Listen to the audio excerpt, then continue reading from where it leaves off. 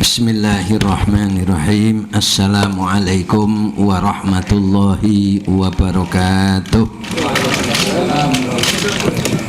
Alhamdulillah wa syukrulillah wala haula wala quwwata illa billah.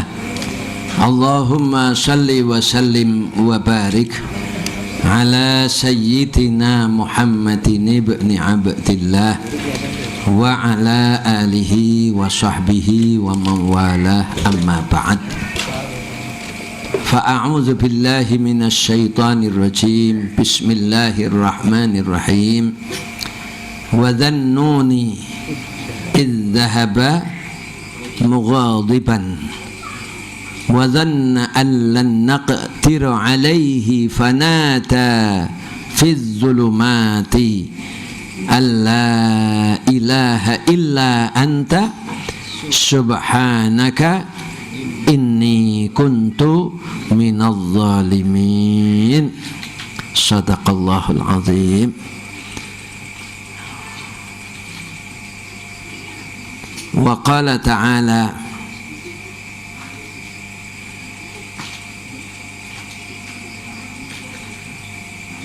zaharal fasadu fil barri wal bahr bima kasabat aydin nas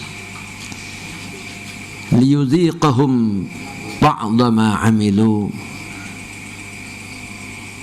ila akhiril ayah.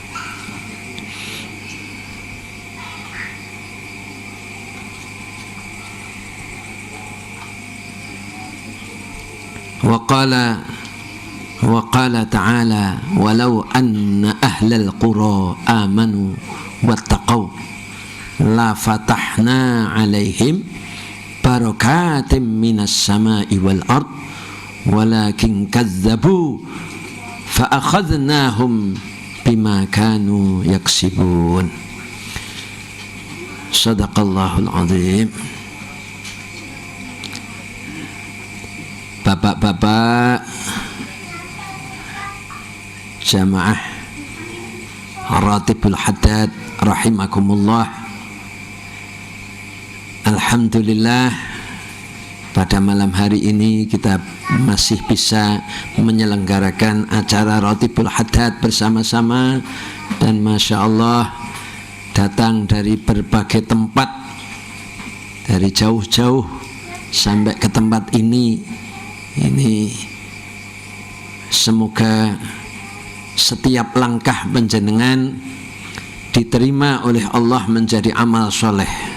Setiap kali putaran roda, entah roda sepeda motor atau roda mobil atau langkah kaki, betul-betul menghapus segala dosa, mengangkat derajat di sisi Allah Subhanahu wa ta'ala, dan menjadikan kebaikan bagi kita semuanya dan bagi umat manusia pada umumnya. Allahumma amin. Walaupun dalam situasi yang seperti ini Allah masih terus memberikan anugerah kepada kita, sehingga situasi yang kita rasakan penuh dengan keberkahan, penuh dengan kemudahan seperti ini. Semoga keadaan kita terus diberi pertolongan oleh Allah, diberi anugerah oleh Allah, dijaga oleh Allah dari segala musibah, baik kita secara individu maupun secara bersama-sama. Allahumma amin. Pada saat situasi akhir-akhir ini yang kita telah lihat bersama, Masya Allah, bertubi-tubi, benar-benar ini. Ada longsor di daerah mana itu? Jawa Barat. Longsor di daerah Banten. Terus sesudah itu ada gempa bumi. Ada gempa bumi yang cukup besar di Sulawesi. diikuti gunung meletus, Gunung Semeru.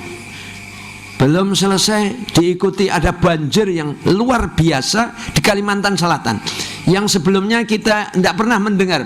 Ada banjir di Kalimantan Selatan, belum pernah mendengar. Dan banjirnya bukan hanya satu kabupaten, tapi satu provinsi Kalimantan Selatan, hampir merata semuanya banjir. Ini sesuatu yang amat sangat dahsyat, betul-betul ini musibah yang amat sangat besar. Belum berhenti, ini banjir masih melanda. Lampung sudah ada gempa bumi, terus gempa bumi berkelanjutan ke Pangandaran. Kemarin ada gempa bumi di Pangandaran, dan BMKG pada hari kemarin mengingatkan akan adanya gempa yang cukup besar di daerah nanti di NTB, di daerah sana. Bukan berarti kita bebas, bukan berarti kita ini leha-leha, kita tidak merasa ada kekhawatiran. Tidak, kita harus ikut khawatir, walaupun mungkin tidak ada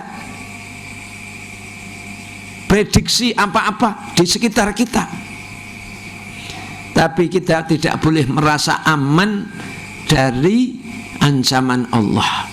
Karena merasa aman dari ancaman Allah ini adalah satu dosa yang besar. Aamintum man fis samai an yakhsifa bikumul arda fa idza hiya tamur. Apakah kalian merasa aman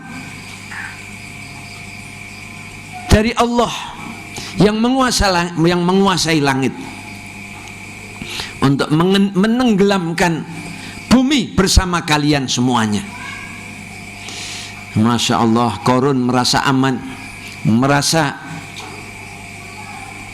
mendapatkan kekayaan yang sangat banyak, mendapatkan kelebihan kepandaian, sehingga merasa ilmunya dapat menyebabkan harta yang banyak, merasa aman dari ancaman Allah. Akhirnya benar-benar ditenggelamkan Allah. Fa khasafna bihi wa bidarihil ard, maka kami tenggelamkan Qarun itu dan juga rumahnya sekalian.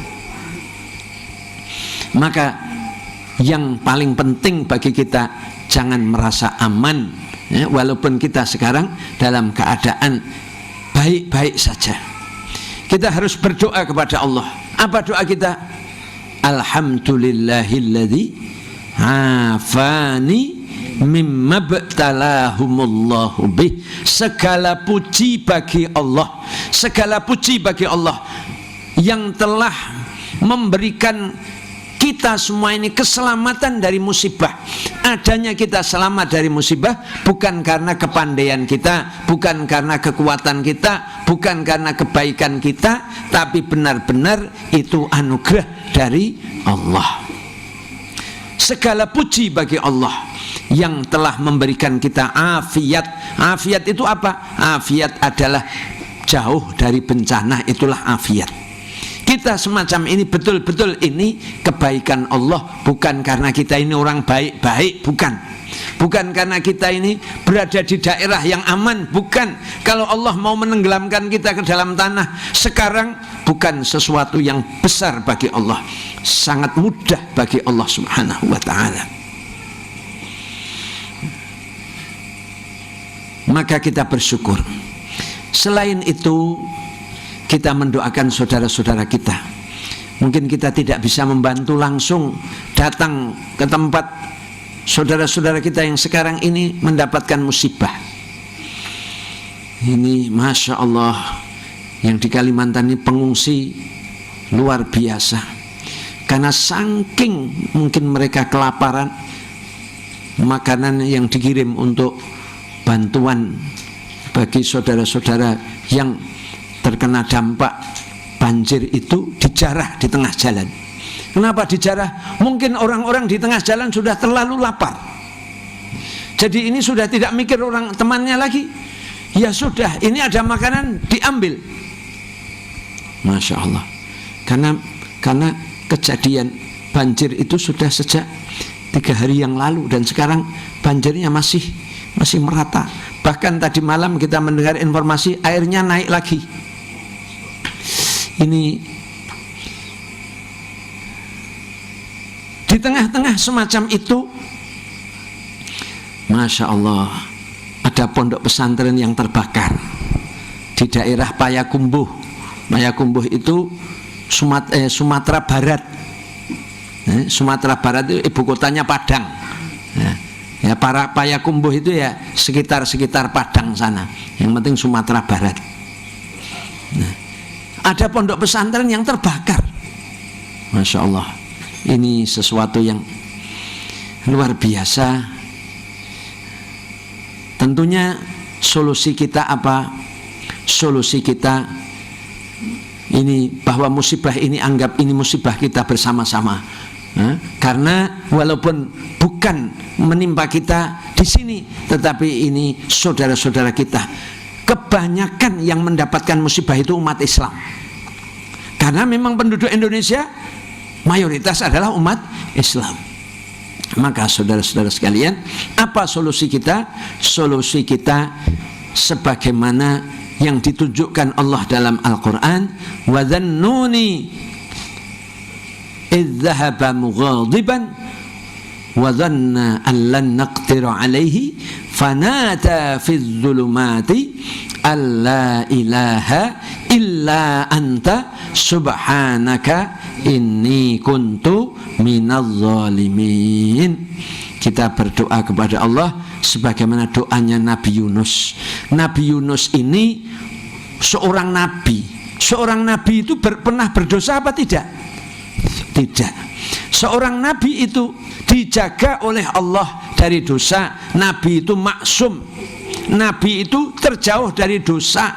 Tetapi pada saat mendapatkan kesulitan, merasakan dirinya berdosa, dirinya salah, dirinya lah yang berbuat aniaya. Padahal Nabi adalah seorang Rasul, adalah orang yang dijaga oleh Allah, orang yang maksum, tapi tetap mengakui kesalahan-kesalahan. Berbuat dosa itu tidak boleh, tetapi merasa banyak dosa itu baik. Beramal soleh itu baik, tapi merasa banyak amal solehnya itu tidak baik. Merasa banyak dosa itu yang lebih baik. Walaupun beramal sebanyak-banyaknya, tapi merasa banyak dosa.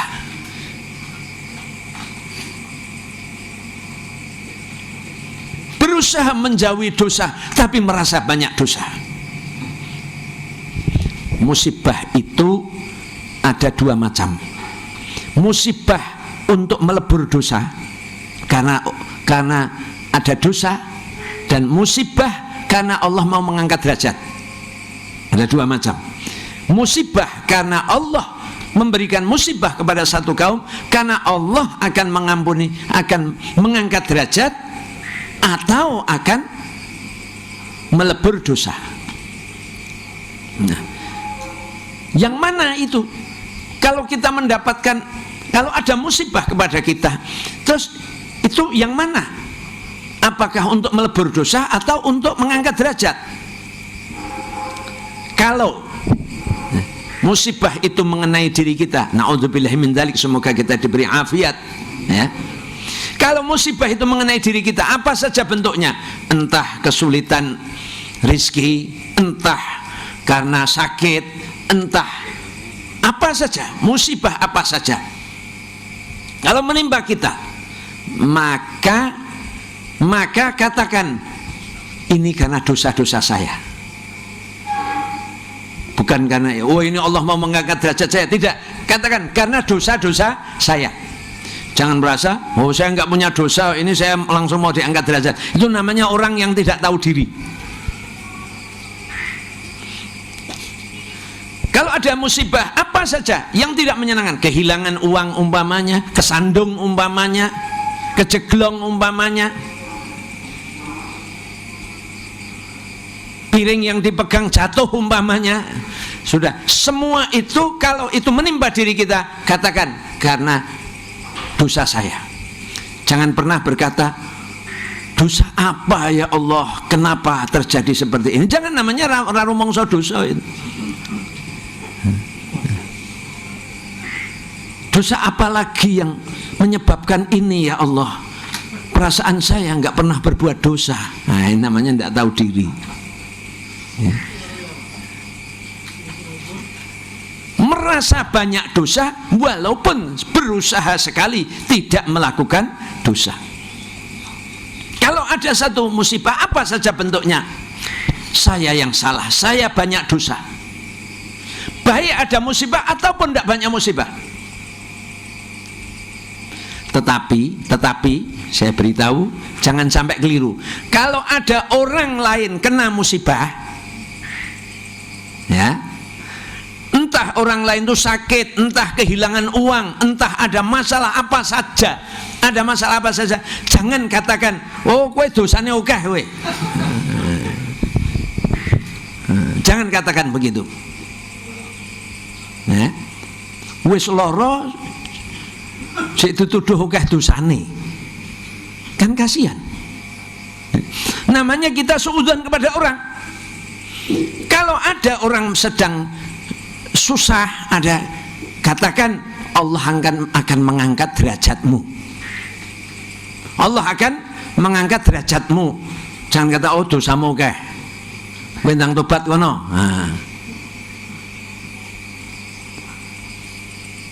Tapi kalau sifatnya umum, tidak menunjuk orang, kita boleh memberitahu. Ya, ya memberitahu seperti ini tadi. Kalau itu mengenai diri kita, katakan apa? Karena dosa. Dan semua masalah itu pada saat kita sudah menghadap kepada Allah dan mengakui kami banyak dosa ya Allah, maka masalah itu akan selesai. Wis toh, buktekno. Masalah apa saja, salahkan dirimu. Ini yang penyakitnya manusia itu, pada saat banyak masalah bukan nyalahkan siapa-siapa, bukan nyalahkan diri, bukan nyalahkan. Yang paling bahaya itu nyalahkan Allah. Allah disalahkan. Perasaan saya sudah banyak berbuat baik. Nisab 4 bulan ya terus, 40 hari ya apalagi, nisab 4 bulan setiap tahun, semua apa, terus apa meneh salahku iki. Jangan. Saya sholat jamaah terus, saya menjaga sholat malam, setiap hari saya baca Quran, tetapi apa salah saya ya Allah? Berarti nyalahke sapa yang ngono kuwi? Nyalahkan Allah. Akhirnya karena merasa bahwa ibadahnya tidak berguna tadi. Saya sudah begini kok ijik keneng masalah, maka akhirnya beribadah jadi malas. Gak sisan aku. Ngapalke Quran lali terus, ngapalke neh lali neh, ngapalke neh lali neh. Wis gah ngapalke sisan. Nah, itu ada juga kalau model santri kayak gitu, ngapalke neh lali, ngapal lali. Wis ngapalke lali, wis rasa ngapalke sisan. Ning nang pondok seneng akeh kancane nang pondok wae, ning pokoknya wegah ngapalke, ya itu namanya sudah menyalahkan siapa? Menyalahkan Allah. Saya ini kok pikiran saya ini bebel sekali tuh, ngapalke angel. Bareng apal sedilit lali. Lupa hafalan itu juga musibah. Kalau kepada muridnya sendiri boleh, dan hanya 2 orang. Jangan di depan orang banyak, nah, kowe dosamu kowe, ini namanya merendahkan. Kalau seperti Waqi' itu gurunya Imam Syafi'i. Imam Syafi'i sowan. syakautu ila Waqi'in, saya lapor kepada Waqi', guru saya, su'a hifdzi, sulitnya saya menghafal. Maka kata Waqi', utrukil ma'asi fa innal ilma nurun. Kata Imam Syafi'i menceritakan kata-kata Waqi', fa arsyadani ila tarkil ma'asi wa akhbarani bi annal ilma nurun wa nurullahi la yuhda lil ma'asi. Ilmunya Allah itu, ilmu itu cahaya. Cahaya itu tidak diberikan kepada orang yang maksiat. Maksiat itu apa? Maksiat itu melanggar larangan Allah. Apa saja? Maksiat mata, maksiat telinga, termasuk maksiat itu maksiat mikir. Pikiran itu juga bisa maksiat. Ada pikiran ngecek orang tapi di pikiran tok. Orang kok pendek, nah, itu namanya merendahkan orang. Orang kok putih seperti itu, nah, ada yang putih, orang kok hitam seperti itu, nah, itu sudah dosa. Itu dosa di dalam pikiran. Jangan menyalahkan Allah. Menyalahkan Allah itu bahaya. Sekali menyalahkan Allah langsung diusir oleh Allah. Maka pada saat orang menyalahkan Allah akhirnya putus asa. Biasanya putus asa. Yang kedua, jangan menyalahkan manusia. Kalau menyalahkan manusia itu nanti tidak selesai. Kegagalan disalahkan, oh karena dia tidak selesai. Pertama yang paling penting disalahkan siapa? Diri saya sendiri. Sukar menghafalkan, oh diri saya apa salah saya, cari.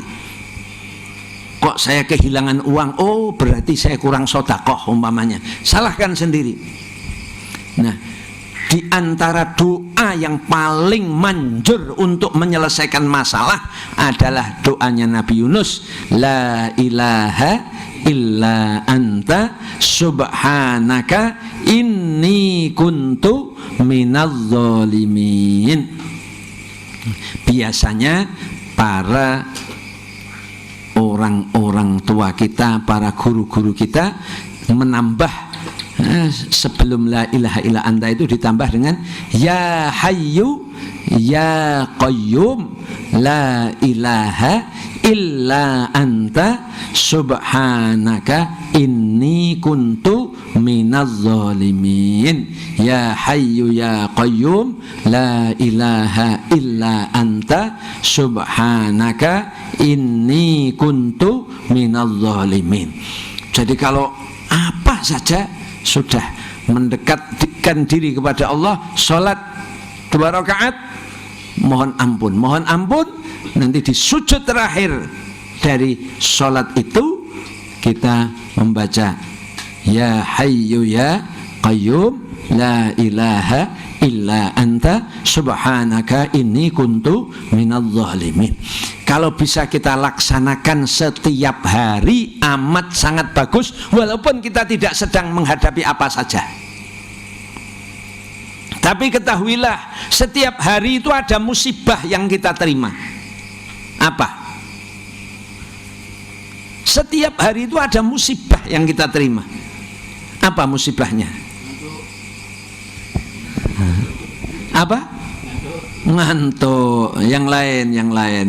Musibah itu, ngantuk itu kadang-kadang nikmat juga. Kita kehilangan sesuatu yang paling berharga dalam hidup kita ini. Apa? Kehilangan sesuatu yang paling berharga dalam hidup kita adalah waktu. Hilangnya waktu atau berlalunya waktu tanpa ada satu kebaikan yang kita lakukan dalam waktu itu. Masya Allah, itu sesuatu yang amat sangat musibah yang sangat besar. Hilangnya waktu, terlewatnya waktu. waktu. Masya Allah, Masya Allah. Ini kadang berlalu sebulan, 2 bulan, tidak ada peningkatan apa-apa. Berlalu 1 tahun, tidak ada peningkatan apa-apa. Sujudlah kepada Allah. La ilaha illa anta subhanaka inni kuntu minadz zalimin. Lalu buat perubahan dalam hidup. Buat sebuah perubahan yang sekuat-kuatnya. Buat perubahan. Jangan biarkan itu waktu berlalu.